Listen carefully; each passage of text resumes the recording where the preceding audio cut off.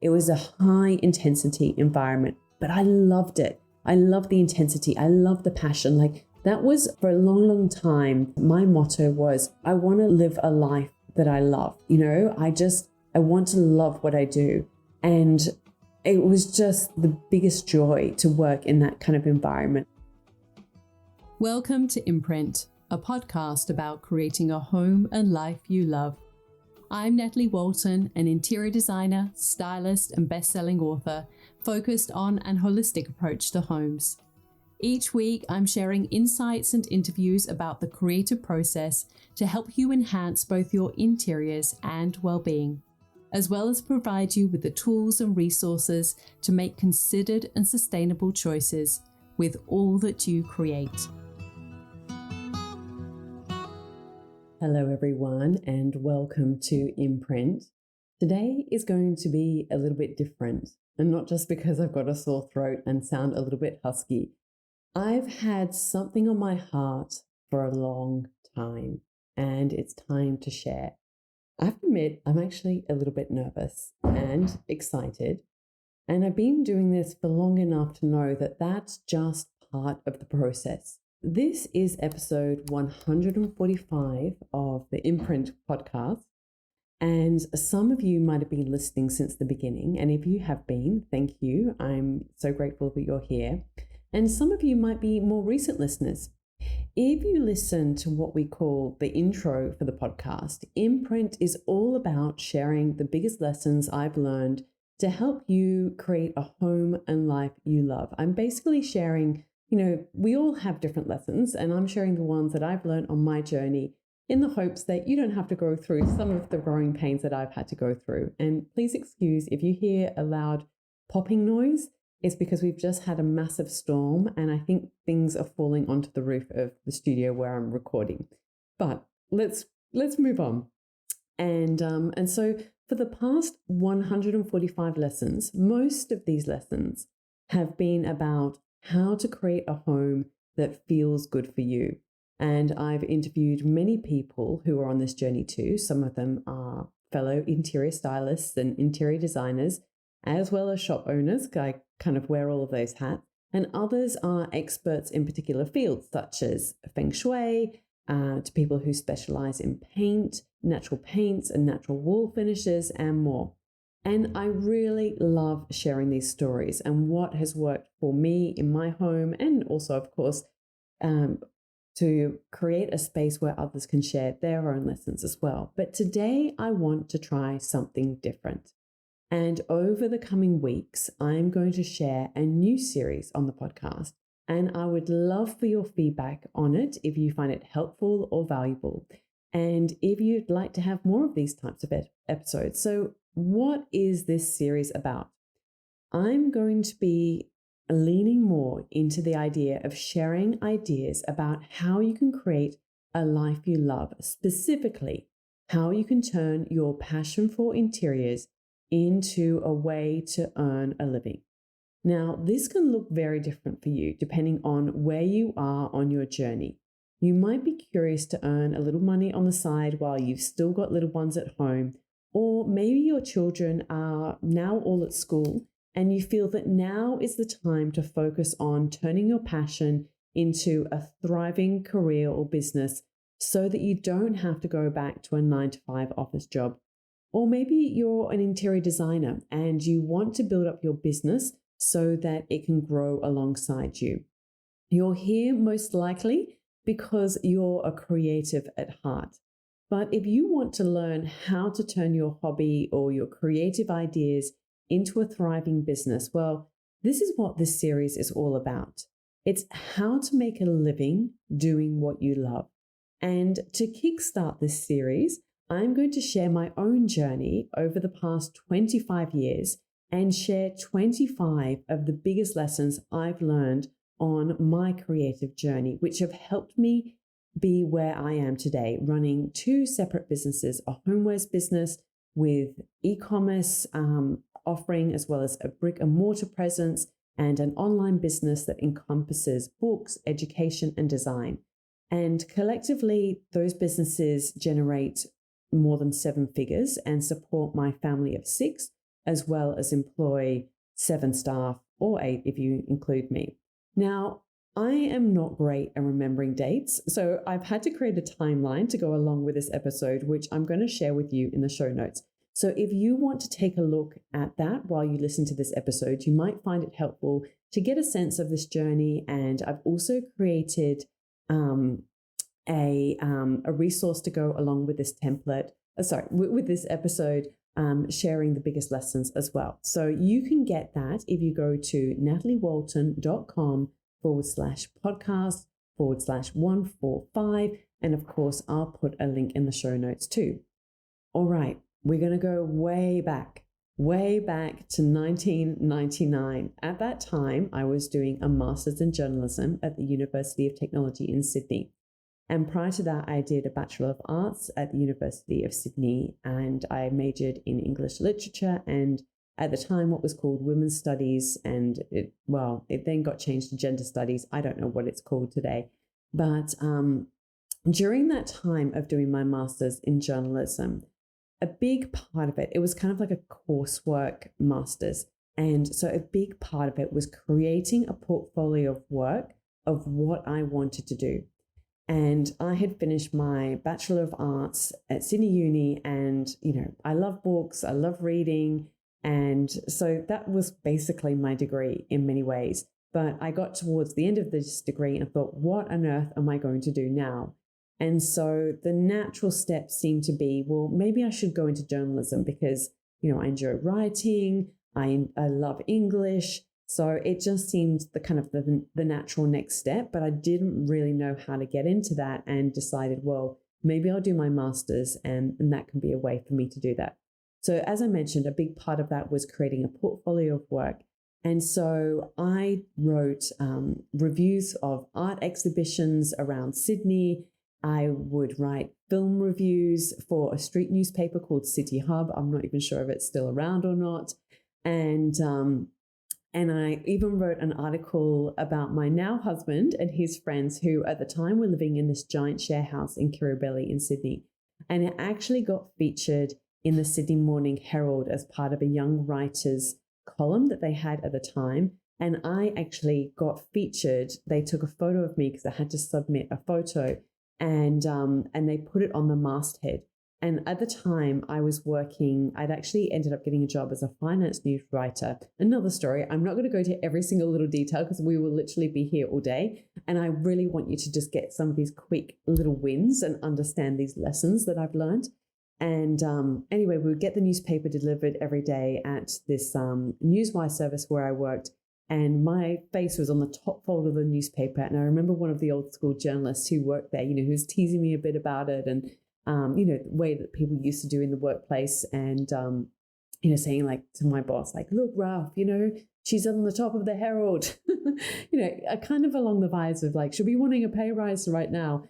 And so for me, getting published was huge. Like to see my name in print in it's still, one of the most respected newspapers in Australia. It's was a broadsheet at the time. And, it was very coveted to not only have your work published, but then to kind of get it featured on the masthead was massive. And, and so my big lesson that I learned with that was you just never know until you try. And so that's my encouragement for you, is that you just don't know what's possible until you try. So then about a year or so later, in 2000, I was, I'm going to be giving all my secrets away because at that age, I was about 24, and I was actually very quickly rose up the ranks of the small business that I was working for. And I ended up managing at the age of 24, 10 staff and being paid more than many of my peers. I was paid more than my boyfriend, who is now my husband. I think, quite possibly paid more than my parents, definitely my mum. And I actually had to dig up my old CV to kind of look at what I was doing and trying to work out the dates. And I wrote on my CV that I managed 10 staff, I hired and trained them, I allocated stories and duties to each of the staff, I developed editorial strategies. I negotiated with investors and joint venture partners because I was always being taken to these business meetings. And honestly, like I'll go to these business meetings with men who are in their 60s, and my boss was in his 70s, and I was 24 and contributing to these conversations. I still can't quite believe it, and quite, like with Bloomberg and all of these big news agencies. Anyway, and I organized, wrote, and designed the website, as well as reporting on international finance markets, sub-editing copy. And then there was a separate division, which was an internet streaming news service. And so I presented live to camera financial news reports, interviewed business leaders, produced filmed, scripted, and edited company profiles, and developed editorial strategies. So it was amazing. Like the stuff that I was doing then, 24 was a huge year. It was actually the same year that I will go into this in a moment, but I bought my first apartment, and I also got engaged and completed my master's. So that year was a big, big year for me. And, the big lesson for me was that, hard work pays off. I actually used to get up to report on the closing markets of the New York Stock Exchange, would get up at, I think it was 3:30 in the morning sometimes, because I would get picked up at 4 o'clock. We would get to the office before 5 o'clock. And then between 5 and 6, we would write the news reports for the closing of the markets.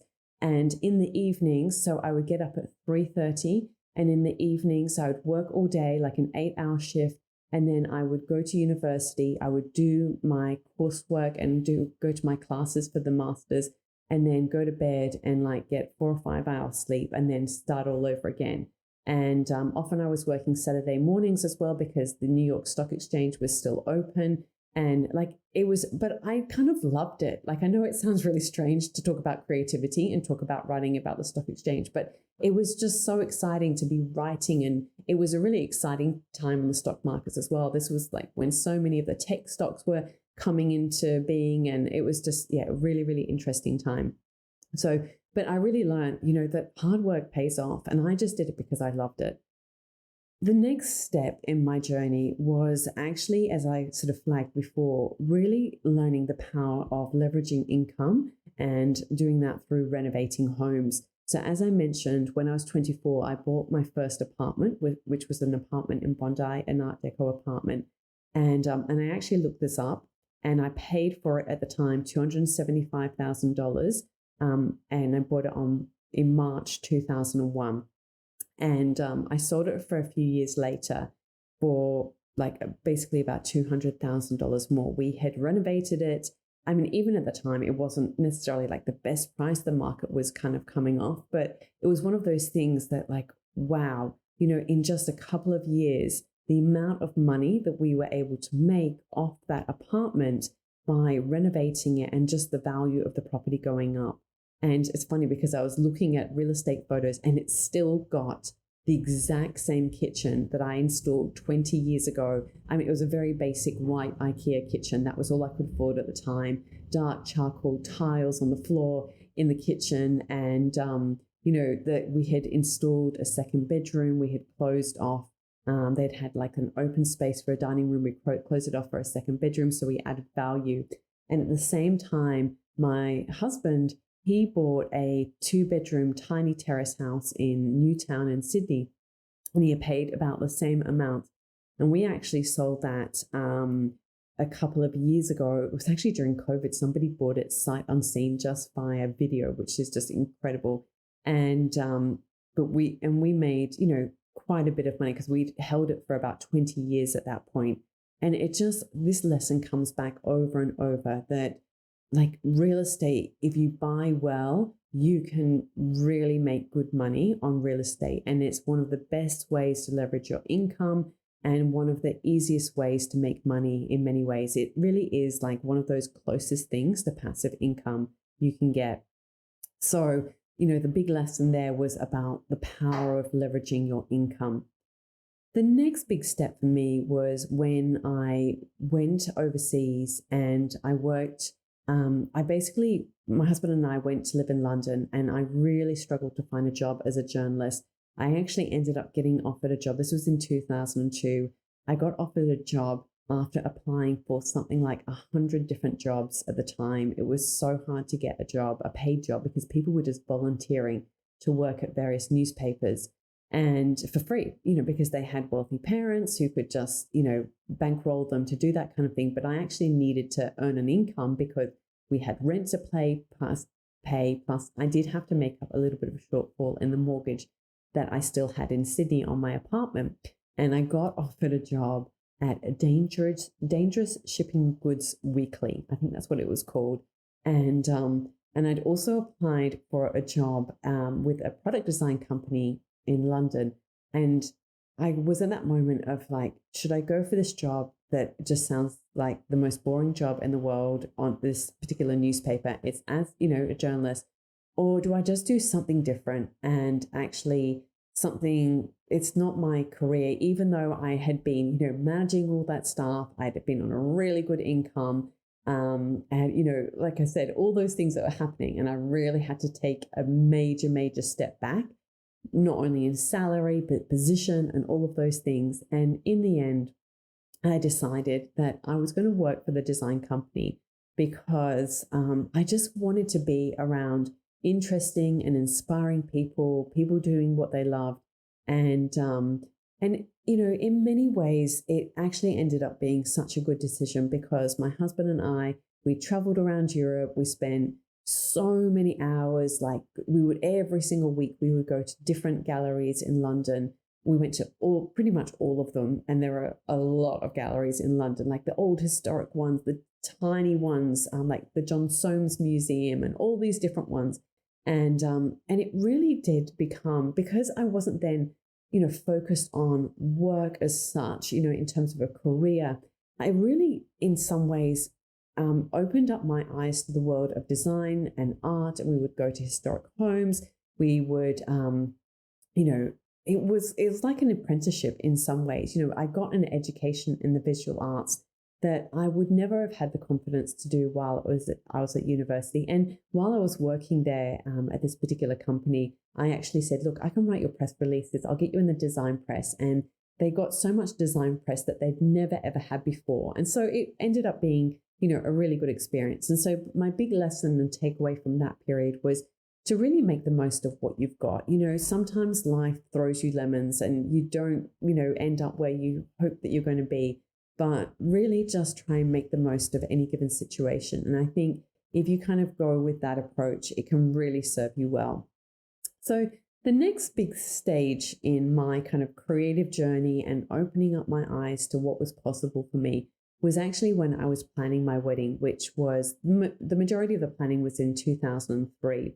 And again, because I wasn't so kind of kept wrapped up in my career at the time, I, plunged into this, but I had to be really scrappy because we had so little money because I really, as I said, had to take a really big pay cut with my job. And so I had to get creative but I just loved it. And so we found these beautiful vintage cards in Prague when we went traveling there. And we used those as the invites for the actual wedding. With a friend, we did all the flowers ourselves and we went to the flower markets and I fell in love with going to the flower markets. We created CDs as gifts with like a playlist of all this vintage jazz for our guests as favors. I don't even know people still call it that, but the gift that you give to your guests. We decorated the venue. And so, it really I just loved that whole process so much. And it was my really first opportunity, other than doing the renovation, of really tapping into my creativity, not so much the writing, but the sort of the visual creativity. And for me, I think the big lesson there was to really follow your bliss. And I want to share this.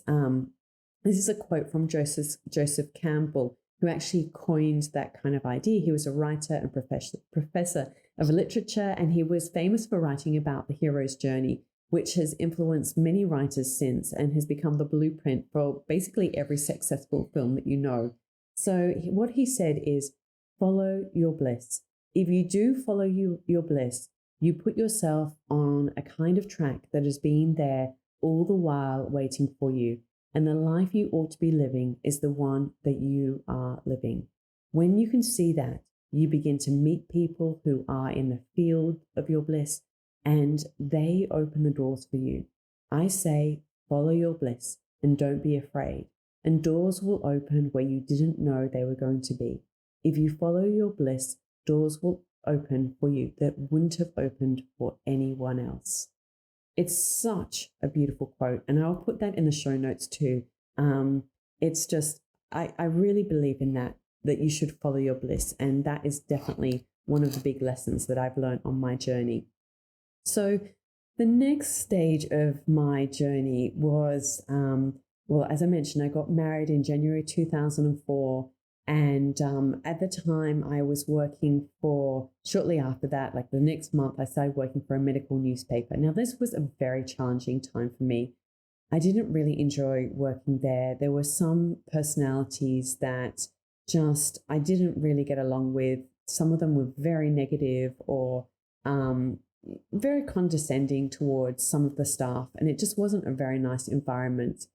But, during that time, I just focused on improving my writing, my editing skills. I actually was trained by the photo editor on how to, search for images for the photos that went into the newspaper and what was involved with that. And I guess my big lesson from that time was to be patient, that your time will come. I know that sometimes it can be challenging, and we can all go through seasons where we feel like we're not getting anywhere. And I definitely felt like that during that season. And I was just holding on for dear life so often. And I gave myself the goal that I would stay there for 18 months because I didn't want to be looking like I was chopping and changing jobs all the time. I feel like that's perhaps more common now, but back then, it was a time when people really would stay in a job for like at least 5 years before you would change a job. But I thought, okay, I've got to stick with this for at least 18 months and then I'll start looking for another job. And as it so happened, one of the people who'd worked there with me, she actually reached out to me recently. So Katie, if you're listening to this, hello. I'm so grateful for you putting my name forward for the job at Real Living. So she got a job at Real Living and then actually went on to work for another publication and put my name forward. And she knew that I was creative and like I just was desperate to get out of this other job. And so I remember going to that interview and just being so nervous because I just wanted it so desperately. And I remember because I'd worked in kind of quite a corporate environment. And so I had like a white blouse and this black skirt it kind of swirled a little bit, but it was sort of knee length. It had a pinstripe on it. And remember sort of dressing quite corporate. And then I stepped into this office and everyone was much more casual and creative. And I remember thinking, oh no, she's not going to hire me because I look so kind of boring in a way and corporate. And she was very creative. But thankfully, I did get the job. And really, getting that job really changed everything for me. And it was 6 months after that, I started as the deputy chief sub editor, and 6 months after that, I was offered the job as deputy editor. I will go into that in a moment, but I just worked. I loved that job so much. It was working on an interiors magazine. It was just like, it was the kind of job that like I would have paid them for me to work there. Like I loved it so much. And so the big lesson for me was do what you love and the results will follow. And, I've always been a hard worker and I worked so hard and just gave everything. But not just like hard as in, working late, but I was always thinking of ideas and sharing ideas because I was just so excited about it. And as I mentioned, I actually ended up getting promoted over my own boss for that job of the deputy editor, because I think the editor could see that I was really passionate about the magazine and really passionate about doing that work. So, that was definitely a big lesson for me. And as I mentioned, I was then promoted to the role of deputy editor. And during this time, it's really kind of interesting because working on a magazine, particularly during this period, this was about 2006, it was, this was like the heyday of magazines, and it was a really frenetic pace. It was a high intensity environment, but I loved it. I loved the intensity. I loved the passion. Like that was always like for a long, long time. My kind of sort of my motto was, I want to live a life that I love. I want to love what I do. And it was just the biggest joy to work in that kind of environment. Like I just loved everything about it. And there were, I was working on so many things. Like I just kind of wrote down like some of the things. Like I was obviously writing features for the magazine. I was briefing freelancers. I was editing freelancers' work as well as the staff work, producing features, producing and writing house features, writing travel features, interviewing interior designers and other people, professionals in the industry, proofing the pages like that, and writing the headlines, coming up with the concepts for each issue, going over the pages, which was like the headlines, the text, the images, like questioning everything on the page, which, has served my books, my courses, my free resources, even things like Instagram. Like it's just the way that I show up, and even creating this podcast. And I guess one of the big lessons that I learned from that time working on that magazine is that creativity is being resourceful. It's really how you get stuff done. And even though we were working on a magazine that was, selling, tens of thousands, I think at the time it was, some issues would sell 120,000 copies, but it was more realistically probably around like 70 or 80,000 copies. That was like sales, of course. They would have different numbers because, magazines would sometimes be placed in hairdressers. So they would calculate the number of people that would actually see the magazine as much higher than that. But we had to actually be super resourceful because each magazine had a very, very tight budget. And it was the editor's job to work within that budget. So for all the shoots, we had to constantly be resourceful and use our creativity in that way. And that was a huge lesson for me during that time. I think so many times people, and I hear this over and over again, that, but I don't have the money, and they see that, a budget as a restriction. But I think that when you have those constraints, it really forces you to be creative and get scrappy again. And we would, do what we could with whatever resources we had available. So that was a huge lesson during that time, was that creativity is actually being resourceful. Around that time as well, this was in 2007, I started my blog Daily Imprint, and this really was my apprenticeship into creativity. It started because I was interviewing all of these creatives, and I was just amazed by like, how are they doing this? How are they actually managing to make a living? How are they managing to have a career? Like, how are they managing to make money and support themselves, like doing what they love? And I mean, I've still got friends to this day, very good friends of mine, who I met through interviewing them for the magazine. One of them is a photographer. Another one of them had her own little product business. And I just was so fascinated by all of these different people within the interiors industry, different, not just interior designers, but I would go to the product fairs, and at the time it was Life and Style, and go and meet all these different people and interview them. And I was just like, some of them had designed a completely new product. Others were importing products or distributing them.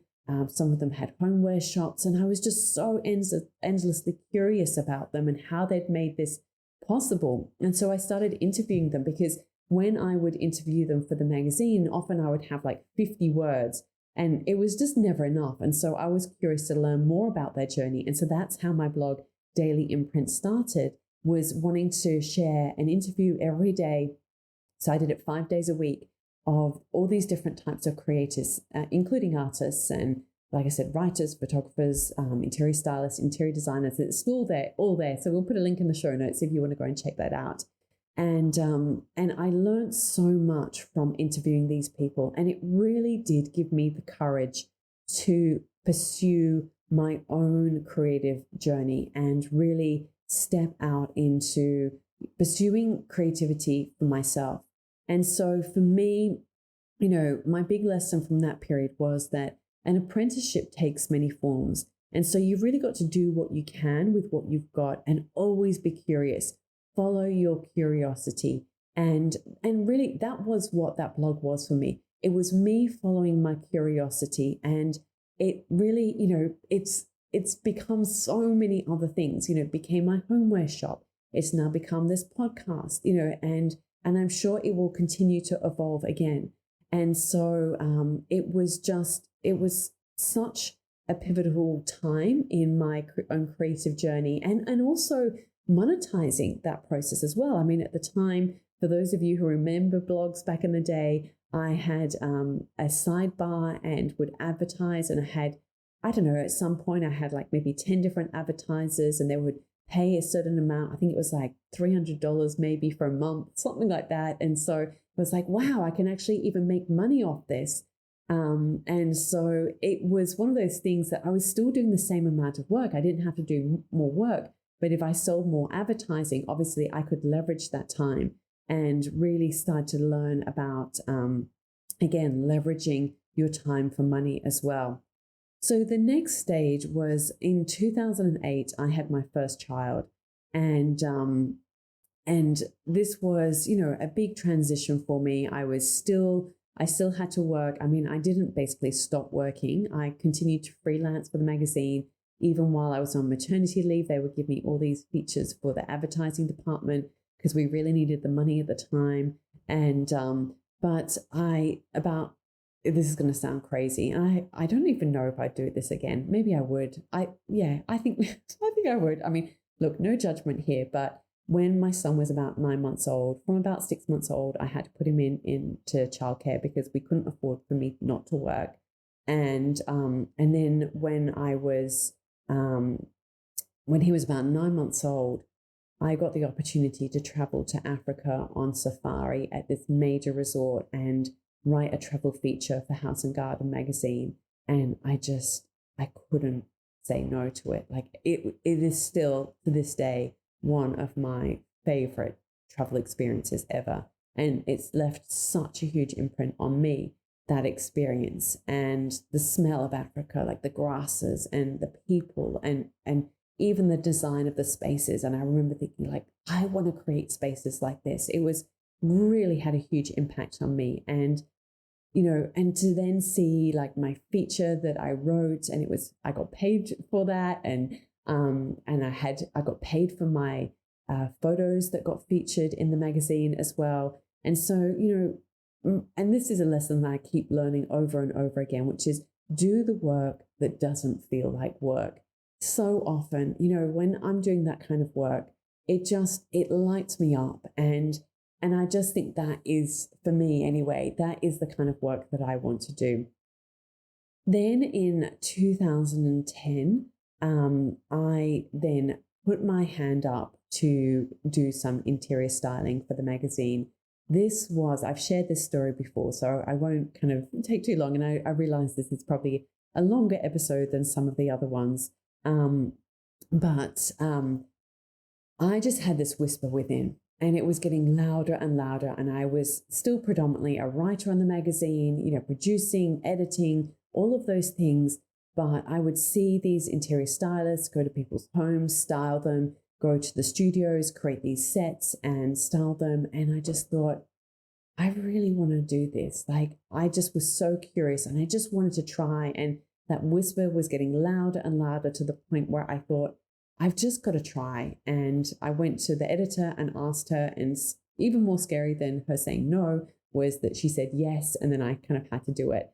And it was a real baptism of fire, but I actually loved it.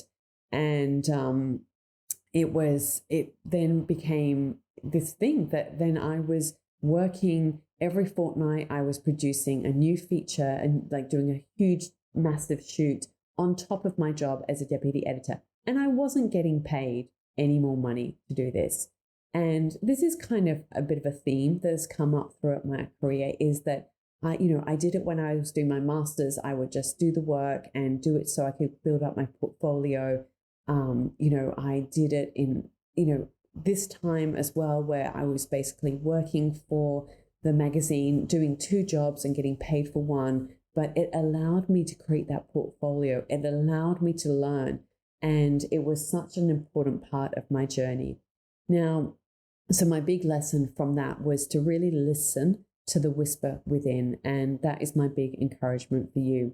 And the next year, I had my daughter, and this was my first daughter. That was in 2011. And it really then did start to get too much to have two young children. They were 3 years apart, to be doing two jobs basically at the magazine, plus doing like freelance writing on the side as well. And basically at the end of every shoot, I was, getting cold sores on my mouth. I was so run down and something had to give. And again, it was like this whisper was building within me that I sort of realized that, it was just, I had to make a change. And my boss was actually very encouraging of it. And she said, if you want to go freelance, like we'll hire you, like you can be a freelancer for us. And so it was a very safe way to step out of that salaried job.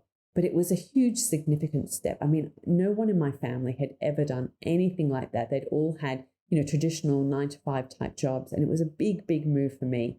But, it was a huge, huge moment. And, I had to think like, should I get an agent? All of those questions. But because I had worked for free, basically, for so long and really created my best work, what I have found time and time again is that clients will come for you. So my, big lesson there and my encouragement to you is always create your best work. You just never know where it's going to lead you. And because I did that while I was working on the magazine, basically, as soon as I went freelance, I never had to go out and look for work. I was just constantly being offered jobs by both Real Living magazine and then other publications too, including House and Garden, Inside Out, Country Star magazine. I was working for a whole range of them. And, so it's so important that you always do your best work. Then shortly after that period, and it's kind of all wrapped up in this period, I went freelance about 6 months, I would say, after photographer Chris Warnes. And maybe actually we went at the same time. It was 3 months or 6 weeks. I don't know. Anyway, it was about the same time. Let's just say that. And we knew that magazines, and I mean, kind of the editor would joke with us and she'd say like, we need house features because it was always at that time so hard to find house features. And so we decided to team up. Look, others had been doing this. We weren't inventing something new, but we had an advantage because we had actually worked on staff. So we knew exactly, and he had worked as the art director of both Real Living and Belle magazine. And he knew, what magazines wanted in terms of, he could do the photography, but also the kind of shots they needed for the layouts. And I could write and style and find the homes. And so we teamed up and created an editorial content agency called Warnes and Walton. And basically, we started creating and selling features to magazines and then later licensing our images to an agent in Milan. This was an incredibly successful business for us because, again, we were able to leverage our time. We were able to do a shoot once and sell it many times. And we were, there was just the two of us, but we were incredibly efficient and it was a very profitable business. I would, as I said, source the home, style and write them, and Chris would do the photography and then create the layouts that we would then send to the editors. And we knew exactly what the magazines wanted. Whereas some other duos that would team up, they would create images and like half of them wouldn't get used, whereas we actually were incredibly efficient with our time on the shoot, because we knew exactly what to focus our time and energy on us. And then we had, brands contacting us to work with us. So the big lesson for that period was that if you want to have a successful business, you need to solve a problem. And that's what we were doing. We were solving the problem for that magazine editors because they just didn't have the time or the resources to find homes to feature in their magazines. And we were finding them for them. And so it was a really, really great little business that we had together. Then in 2014, I then started to get advertising clients want to work with me. And this was when I worked with Freedom. I'd actually created an advertorial for them when I was working for the magazine, and they really loved it and wanted me to do a catalog shoot for them. And then later on, I did a Christmas shoot for them. And we did this big, massive shoot. It was like a TV commercial. And it was just a experience in a completely different type of styling. And I'm really glad that I did it. I learned so much on that, but I also realized that it was not for me. I did a few others for some other clients as well. And I really realized that, I know so many stylists still from back in my styling days in Sydney who are still doing those kind of shoots. They're working for Country Road or all these other sort of big brands. It doesn't fulfill me, that type of work. And so my big lesson from that was you have to know what fills your cup. So really focus on what fills your cup. And for me, doing those types of shoots, it was just too far away from the creative process. It just became about being on set, waiting around, having 10 different people give their opinion. And it just took the joy out of it for me. And so that was a big lesson for me. And I actually stepped away from that type of work because it was not, even though it paid really well, and there are lots of stylists out there that do that and they get an assistant to help them. And basically the assistant does all the work and they're almost more like a creative director. It was like, I just don't want to do that work. It just doesn't fulfill me.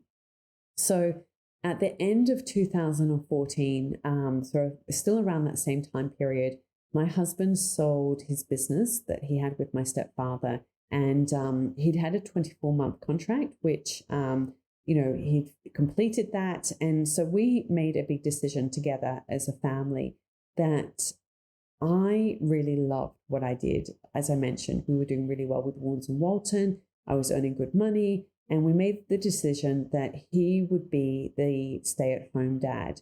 And I would become the sole income earner. And to be honest, it was actually a really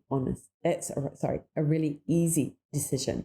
And we made it reasonably fast. It just made sense. We didn't deliberate over it for a long time because he would have to then go out and get a job. He didn't really necessarily love what he was doing. I did really, really love what I was doing. And, and we were, we had enough money and it was working really well. So my big lesson from that period is to listen to your gut. When something is the right decision. And I think often when we're unsure of a decision, it can be because it's the wrong decision. When something feels really right, often instantly. And similarly, you can kind of often pivot out of you can do something and think, nope, this is not right. Like what happened when I went into the advertising styling. It was like, no, this is not right. And so I could make a decision quickly that, no, I don't want to do this type of work anymore, even though it pays much, much better. I just was not interested. So then a couple of years after that, I launched Imprint House. And there have been so many lessons that I have learned on my journey. At the time, I had just had my fourth child, my son. Around the time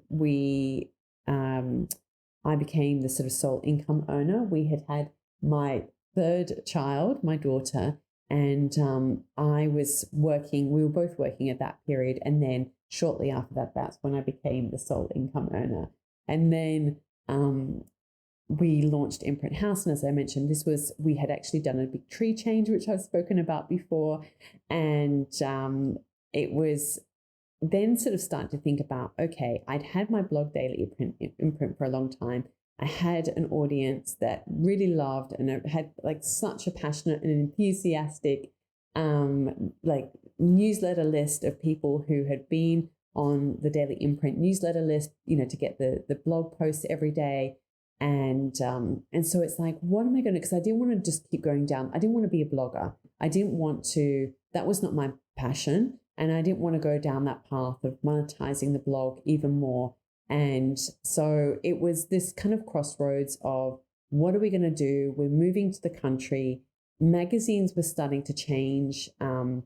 We'd had a really good run with Warnes and Walton, but it was harder for me to travel into the city to do the shoots. Plus, Instagram was now starting to, mean that magazines were finding it easier to find homes to feature in their publications. And so it was time to make a change, and we decided to launch Imprint House. It actually, originally, I was going to start with quite a different idea. And it was going to be selling the wares of the people who I featured on Daily Imprint. But we decided to test with, the shipping and the logistics, because I wanted to do art and all of these things. And so we decided to launch a small capsule collection of 20 everyday essentials. And, I was like about 38 weeks pregnant when we did the shoot with Chris. He came up to where we were living on the Central Coast, and we did this big shoot of all these products, like 3 different versions of all these, so like 60 shots in a day, which is a massive shoot.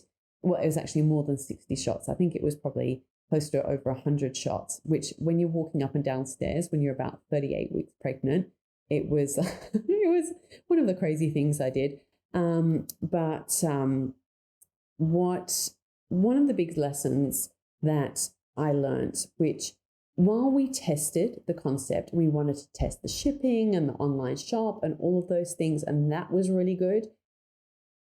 I feel that we weren't really responding to necessarily a need in the audience. So as I mentioned before, when we had Warnes and Walton, we were really solving a problem.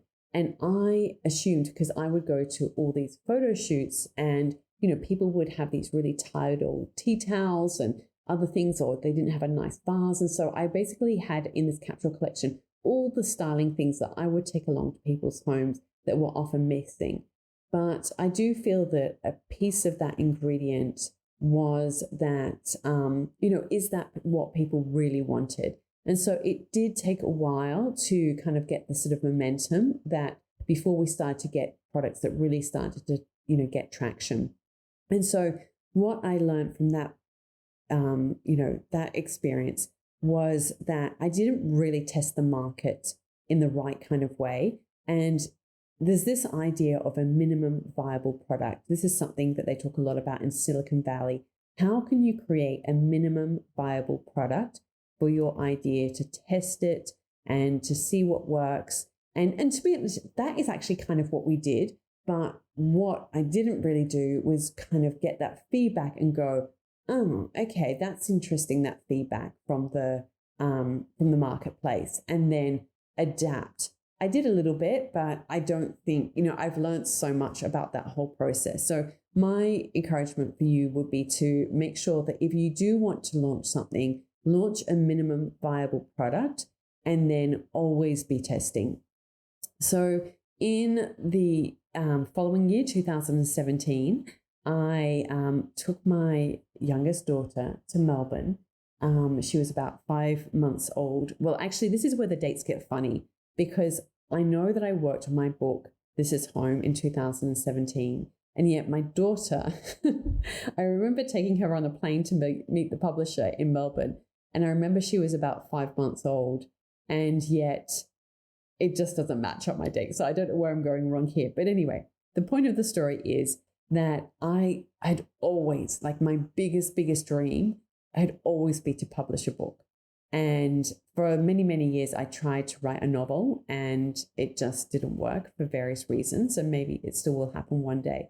But as you can imagine, as I mentioned, I came from an English literature background. And so I really, really wanted to publish a book. And I had actually tried about 10 years prior, but I had went to 2 other publishers and basically they both knocked me back. And I now realize that I was really too focused on what others were creating and not focused on creating with my own voice. So this has been a big lesson for me, is you really need to find your own voice, your visual voice, your writing voice. When it relates to styling and design, it's like your personal style. That is like your imprint, your voice. That's why I use the word imprint all the time. It's such a key ingredient to anything to do with creativity and even business and all of those different areas. So then the next year, as part of the book launch, I had a pop-up shop in Sydney. We were still living on the Central Coast. And I remember reading a book by Paul Arden called It's Not How Good You Are, It's How Good You Want to Be. And I will put a link to that in the show notes. And it really started to change my thinking about what I wanted to create, because up until this point, I'd been very much a stylist for hire. And now it was time to start stepping into the world of what we now really call, creating a personal brand. But it didn't really get called that at that point. And I just, again, I had this kind of whisper within that I really wanted to have a workshop on my property. And I had been working as a stylist for so many years by that point, almost a decade. And I had learned so many lessons, and I was just ready to, because he sort of had this quote in that book about, give away everything and more will come back to you. And I really questioned that, but I just kind of had this thing of like, yeah, I just should share what I've learned. I'll share what I've learned in a workshop. And so again, like I kind of had to listen to that whisper within. This is, like I said, it just keeps coming back to me. And so I put a call out and said, does anyone want to come to this workshop? And more scary. Well, I was petrified actually that no one would show up, or maybe worse, 2 people. But actually, it sold out within about 24 hours. And it really then changed the course of my creative business journey in so many ways, because up until that point, as I said, I'd very much been a stylist for hire. And with creating my first book and putting myself out there, I really started to realize, because at that point, I had never really shown my face on Instagram. I kind of, if I'm going to be really honest, I kind of looked down on people who were sort of taking selfies and sharing photos of themselves. And because it wasn't very common at that point, but there were definitely some people who were doing it. And I just felt like that is definitely not for me. And it's funny, I mean, to this point, I still don't really share selfies as such, but I kind of realized I'd put my heart and soul into creating my book. And I knew that to give it its best possible chance in the world, I had to actually start putting myself out there. I had to position myself as someone who was an expert. And even now, I kind of always struggle to say that, which is ridiculous because, I've been working in this industry for 15 years and, I have learned so much. I've done so much. I've experienced so much. And, I am an expert. And yet I still, even if I say it, I struggle to say it. And it's just incredible how we have these stories in our head about what we can and can't say about ourselves. But that book was very much the stepping stone for me stepping into my future. And so that is my encouragement for you is, to step into what do you want your future to look like? What do you want your creative journey to look like? What do you want your creative business to look like? And really envisage that and step into that. And you've got to I remember saying to myself at the time, I've just got to get over myself. And, I had all these stories in my head about not showing my photo on Instagram or not being, not being one of those sort of people and, had all these stories. And I just thought, no, I've just got to get over myself. Like I've got this business, I've got this shop, I've got this book. I've just got to get out there and, share the word. And I knew that people connect with people connect with stories, they don't connect with like an anonymous person behind a brand. So, that is my big encouragement for you is that you step into your future. Well, what happened after I did that workshop was I then had so many people all around the world saying, I remember distinctly someone in Switzerland and someone in Mexico saying, can you do like an online version of your workshop? And I thought, well, I guess I can. And so that's what I did. And because I'd had that experience of working in magazines. I created it almost like a magazine. I created PDFs, and I basically went, I'm just going to share everything that I've learned about working as an interior stylist. And so, the big lesson, and it was really successful, and it's still to this day, is my signature course. It is my most successful program. I've had thousands of students from more than 40 countries around the world take the course. I've been teaching it for 5 years, and I just earlier today was doing a live Q&A. It's amazing. I love connecting with students in there, and it really has, Paul Arden was right. Give away everything you know, and more will come back to you. And that truly has happened to me.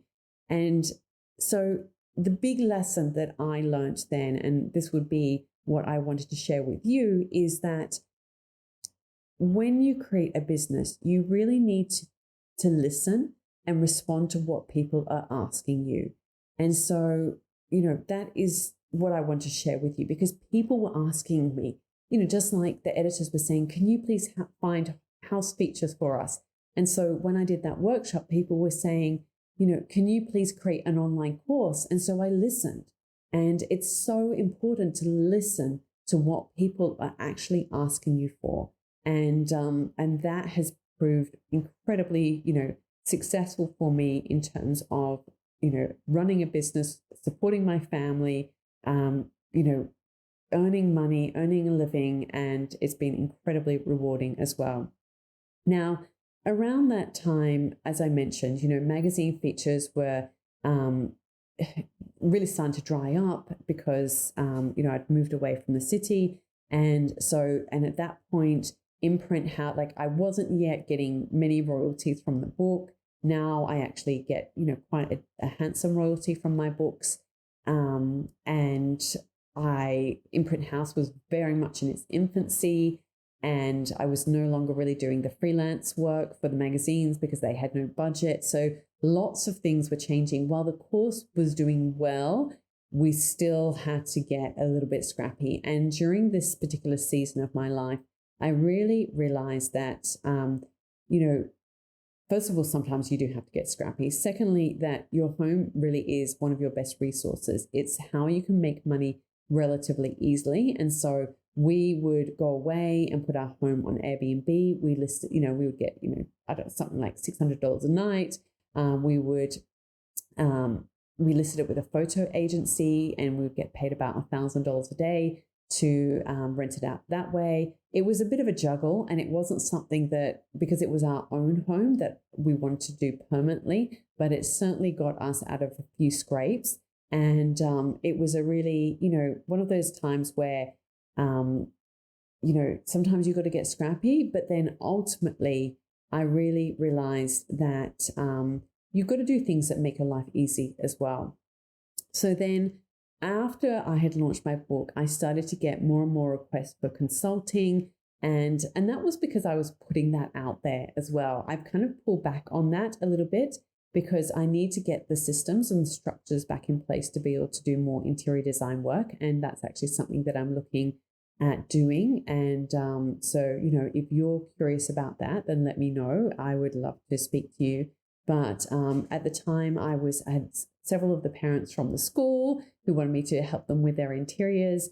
And I really enjoyed it. But I found that, first of all, I was charging an hourly rate, be driving backwards and forwards to site. There was lots of work that would go into helping create the designs. And I really realized during that period of doing lots of consulting work for interiors was that you not only need to charge your time, but you need to charge the opportunity cost.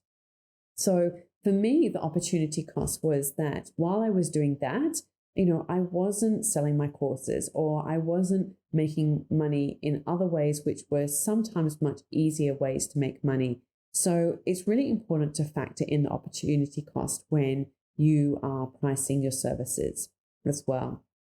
We moved to Byron Bay in 2018, and this was a time where, I had my signature course, but people were, they were interested in more. And I realized that, I needed to create some other courses because there was interest, well, actually, one of the big things was when I was doing all the consulting, I found that I was getting asked the same questions over and over again. And then I did my big studio build on my property, and it was, okay, I'm just going to put everything that I've learned about designing homes into one course, and people can take that. And so, that was, and I approached it quite differently to how I originally created my first course. And a big part of that was because I invested in my own education. And I started to realize the importance of growing my email list. And, I was listening to business and marketing podcasts and doing courses in business and marketing. And I really learned that when you invest in your own education with time or money, it really is one of your best investments. And, my big encouragement for you is to invest in yourself. Of course, you can do this with time. So you can do this by reading books, listening to podcasts. You don't necessarily have to spend money, but when you do spend money and you invest in your education, you invest in yourself, what happens when you do that, and actually spend the money is that you actually get there so much quicker. And every year you don't know those lessons, you're actually not making that money. And so you're not only delaying the process, but you're actually losing money effectively in the process as well, if that makes sense. So we're getting towards the end. And, some of these next lessons have been really pivotal for me in more recent years. So in around 2018, I really got to the point where, I just realized I couldn't do everything. I was doing all the things. I was writing, I was designing, I was creating books, I was traveling the world. I was just doing too many things, as well as having my shop. And so I actually started a process of annual planning, and I would actually get these big sheets of paper that, like a printable, that I would buy, and I would put them on a corkboard in my office, and I would plan out the entire year. And this was so helpful for me because it really then helped me learn how to focus on what was most important. And so I would put all the school holidays in first. And so then I could see the school terms. And then it's like, okay, during the school terms, I'm going to focus on one major project each school term. And so often that was teaching a course or creating a course or, working on a design project. And just doing that meant that then I would prioritize my time. And then I dug even deeper in terms of like, okay, so these are, this is how I'm going to spend this term. And then I would break it down into the weeks and then the days and how am I going to prioritize each day. And so I really learned how to say no, because I had, with 4 children by this point, I had limited time. And it was really important to make sure I was spending that time on the things that were actually going to bring in money for my family. Like I said, I'm supporting my family. So it was really important to learn how to say no. And that has been a huge lesson for me.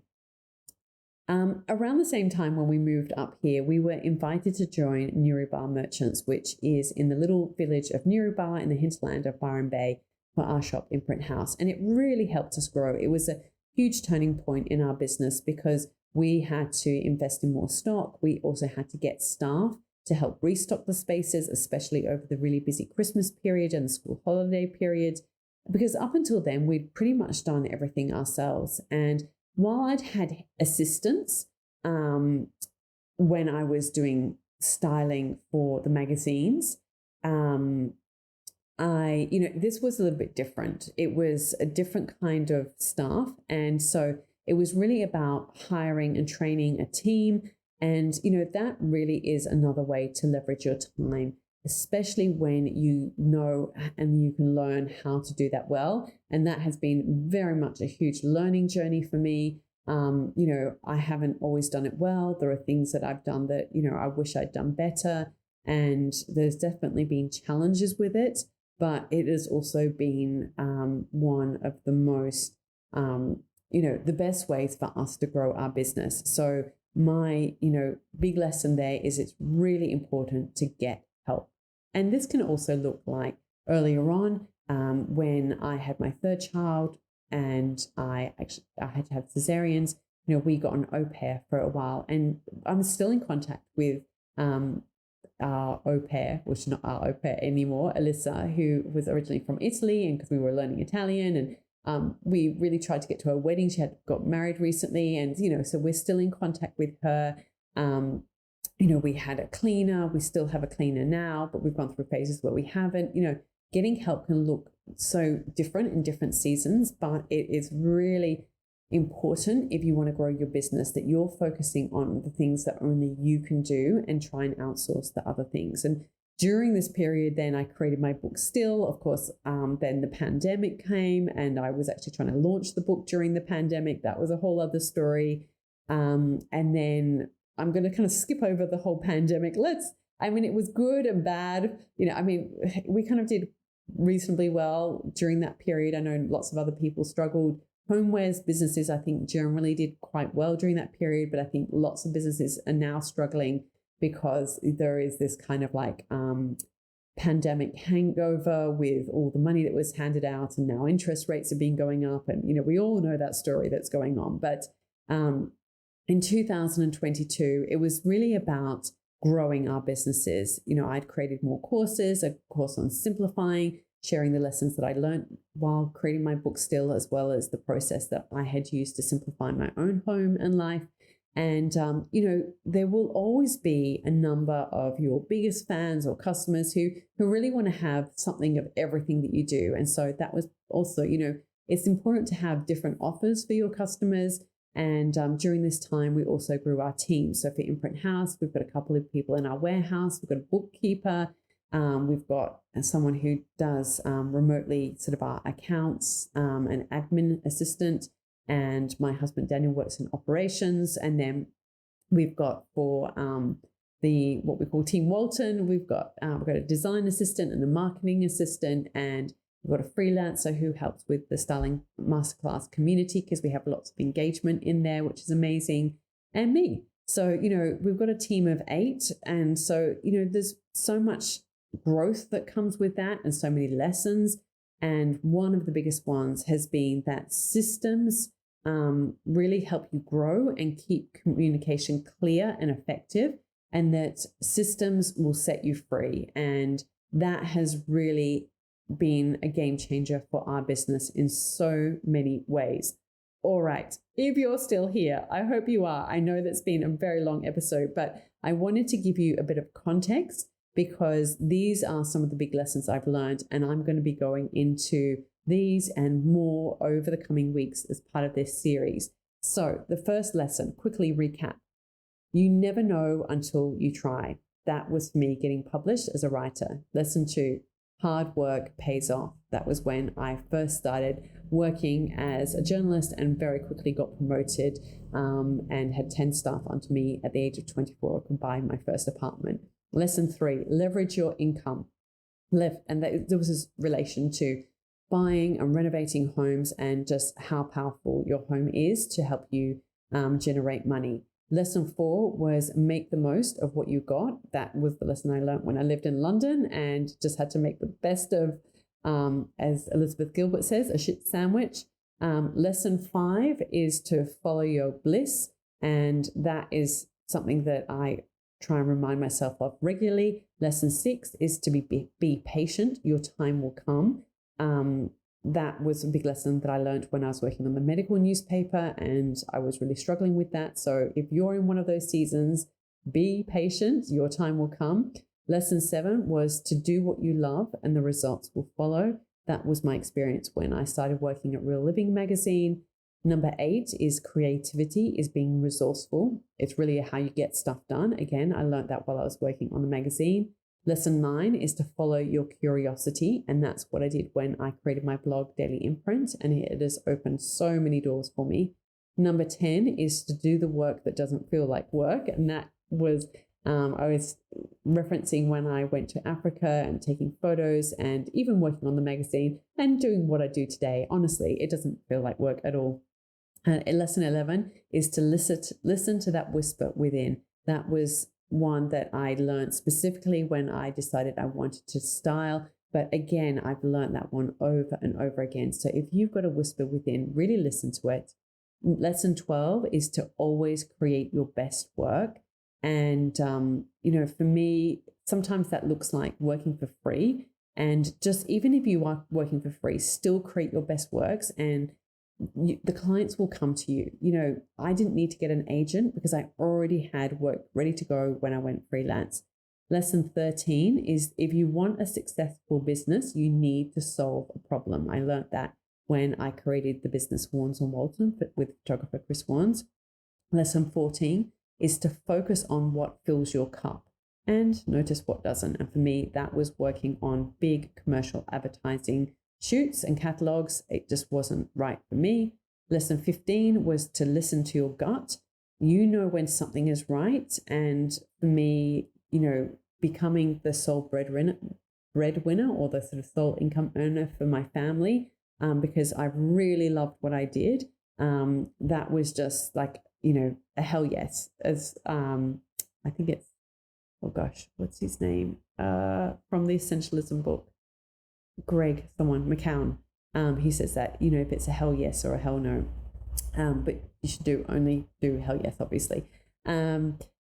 Lesson 16, I think we're up to, always be testing. So really try and create a minimum viable product when you're thinking about launching something, so that you can kind of test it and see if it works, and you can iron it out before you invest more time and money into growing it. Lesson 17 was to find your voice. And when I did, that's when I got a book deal. And as I mentioned, I've earned, a good amount of money from the royalties of those books. Lesson 18 is to step into your future. You never know until you try. And like I said, I was sharing the story of how I really had to get over myself and step into the life that I wanted to have, and the career that I wanted to have, and the type of work that I wanted to do. And you've got to make a conscious choice and step into that. Lesson 19 is to listen to what others are asking you. So this was something that I learned when I created Warnes and Walton with Chris Warnes. We were listening to what the magazine editors needed, which was house featured. And then when I did the workshop and people were saying, can you do an online course? So it was really about listening to what others are asking you. Listen. So I'm listening to you as well, by the way. So tell me what you're really struggling with when it comes to your own creative journey, when it comes to your own creative business. I really, really want to know. So please, you can send me a DM on Instagram or at Natalie Walton, or you can email me, hello@nataliewalton.com. I would really, really love to hear. I'm all ears right now because I've just got this whisper within and I feel like I need to do something with it. But I obviously, I just want to explore this. And this is what this whole series is about. Lesson 20 is to make it easy. You can always make money from your home, but, make it easy for yourself. Lesson 21, factor in the opportunity cost. This is really important when you're charging your time. Factor in the opportunity cost of like, well, if you're doing this, then what are you not doing? And you've always got to factor in like the time that it takes to travel to see somebody. Obviously, Zoom makes it easier now and those kind of platforms, but you've got to factor in the whole amount of time that it takes you when you're charging for your time. Lesson 22 is to invest in yourself. This can be in your own education. It's so important. And you can invest in yourself in terms of time or money. But when you invest financially in your education, you will get results quicker, which will make you money faster, which will, it's just like this positive cycle of reinforcement. Lesson 23, learn how to say no. It's really important to focus on your most important tasks, plan those out, and then really get clear on what you should be doing and saying no to what you shouldn't be doing. And which kind of leads into lesson 24, which is to get help. And this can look like getting people to help you with your home, maybe some chores, maybe it's, those, we don't do this, but those meal delivery services where, you get all the ingredients and maybe that will save you time. It can be so many different ways that you can do this, but hiring and training a team is another way that you can leverage your time and money. And that is something that we have been going through and it's made a huge difference. And number 25 is that systems set you free. And this is kind of, I think people, particularly creatives, can sometimes rail against the idea of systems, but they are actually incredibly powerful and they can free up so much time. And they are basically how I get so much done. So I would love to know what you think. This episode is going to be a little bit different to some of the future episodes in relation to this series, because I'm going to actually be going deeper into some of these ideas, as well as other ideas on how you can actually turn your passion and turn it into a profit, how you can earn a living from doing what you love, and how you can make your creativity come to life and, be a fulfilling and rewarding career for you. So as I mentioned, I would really love to hear what you think. You can, of course, as always, send me a DM on Instagram or leave a comment in the review. So while this series is running, there will be 2 episodes a week of the podcast. The one about creative business is going to be on a Tuesday, and the other ones will be on a Thursday. And, over the years, I've been a creative, I've been an educator and an entrepreneur. I'm still all of those things. And so with this series, I'm going to be sharing my biggest lessons with you in relation to these 3 key areas. And as I said, I hope you find it helpful, and thank you so much for joining me today. And until next time, I hope you have a beautiful week. All of the links and info for this episode are at nataliewalton.com/podcast. Don't forget to subscribe so that you can get a direct download of the latest episode. And I really appreciate when you take a minute to rate and review, as well as share the love with someone you know who might benefit from this episode, or on social media. If you'd like to access a range of free resources, come visit my website, nataliewalton.com. Thank you to Jaeger Media for producing this podcast. And I would also like to acknowledge the people of the Bundjalung Nation where it was recorded, and pay my respects to elders past, present, and emerging. I look forward to connecting again soon. I'm Natalie Walton, and you've been listening to Imprint.